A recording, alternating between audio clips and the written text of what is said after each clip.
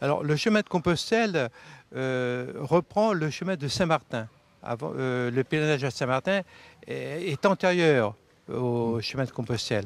Et donc l'association a repris ce chemin qui est souvent d'ailleurs un chemin de grande randonnée, hein, Est-ce que c'était un chemin qui était utilisé par les pèlerins ou est-ce que vous l'avez finalement un peu improvisé?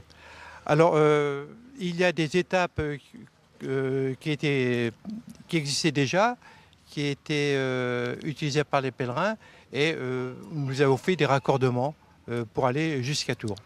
Alors en fait, les personnes qui veulent vous rejoindre, ils vont quoi? Ils vont sur un site, ce sont pas forcément des croyants en plus? Absolument.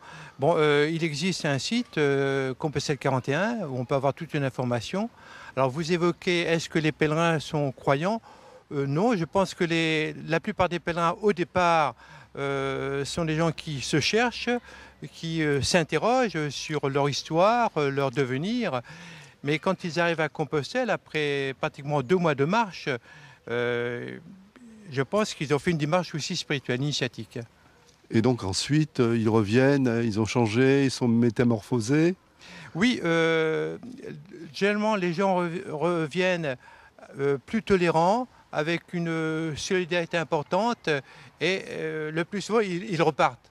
Ils repartent sur un autre chemin de Compostelle.